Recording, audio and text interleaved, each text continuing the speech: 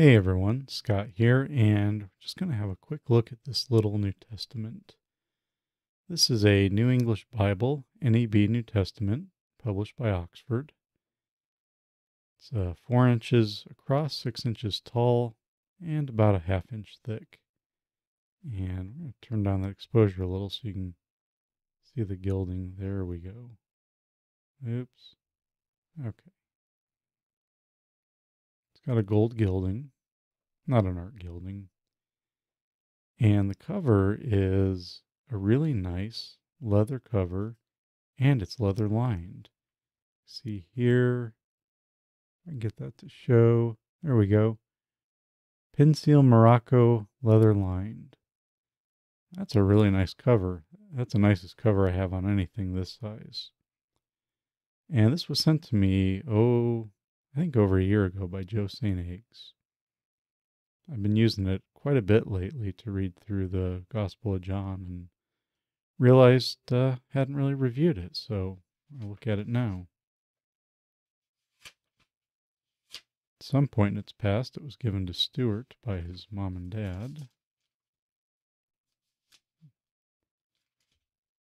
And this is the second revision of the NEB New Testament, though first came out in 1961 and then revised in 1970. And this one was printed in Great Britain at the University Press, Oxford. And that's pretty cool. I think they pretty much outsource all their printing now. Could be wrong. We have a preface to the NEB. Donald Eber, chairman of the Joint Committee. Whoops, I'm skipping right over the table of contents. There we go.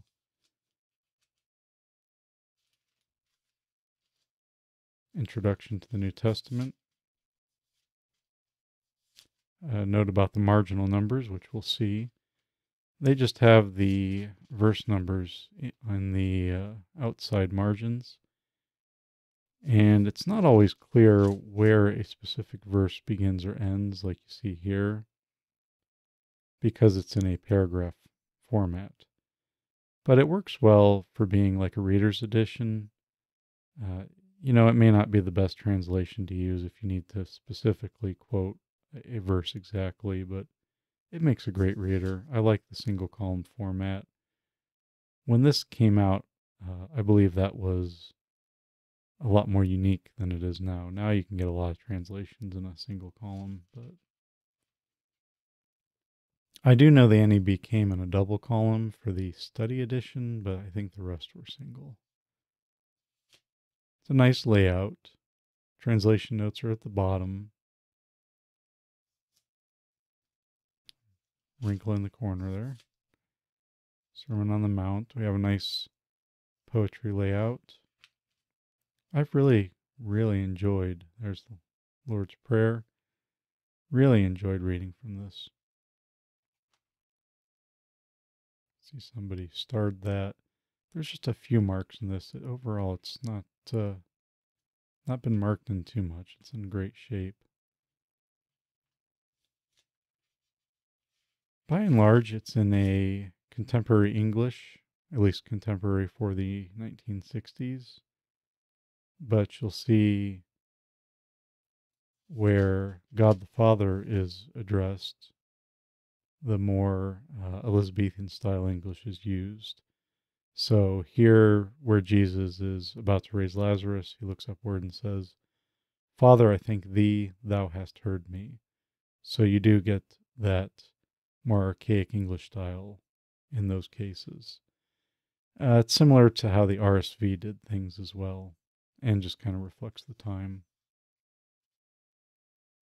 I'm turning to Hebrews now because I want to point out, if you look around online about the NEB a bit, you'll find some things said about some interesting translation choices and some things that people say are weird, but and there are some. I'm not going to deny that, and I think I'll address that more when I do a video on the Revised English Bible, which followed the NEB. But there's also some really, I think, unique and interesting renderings in here that it just wasn't afraid to be very British and very contemporary for its time. And I think it just makes for something that's a little different. And that's another reason I enjoy reading it.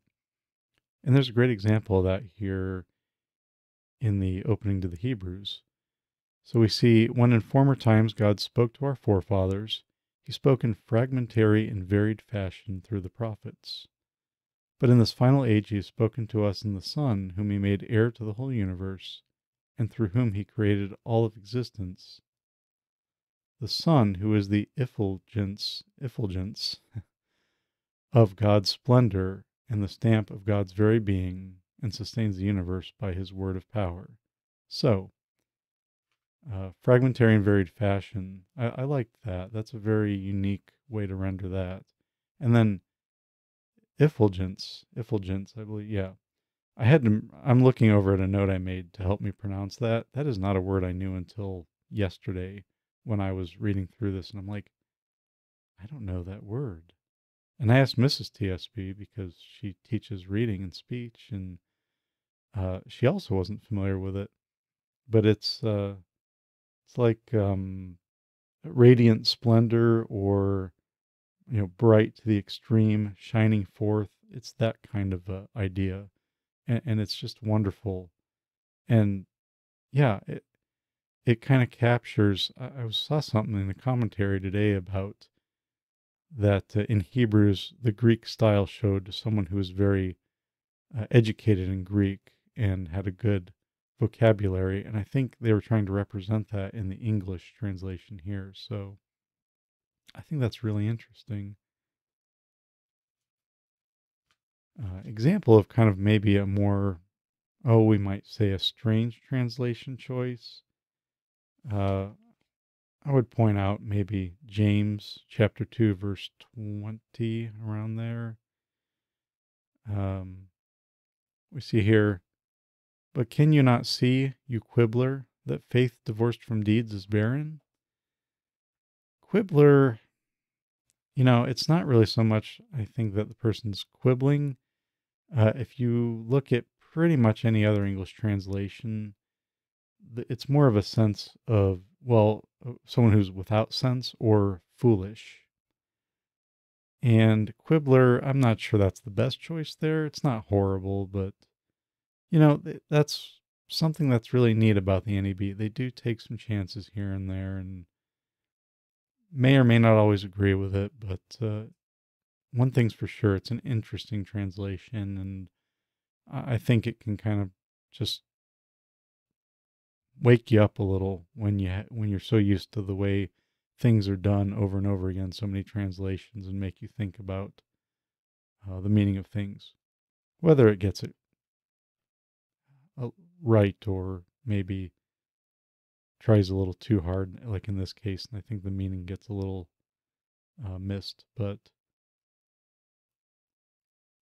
I don't think overall it's the situations are too bad in it, and I enjoy it. It's just something a little different, and something I always find helpful to turn to on occasion. See, this is Oxford. There's the number 5219X.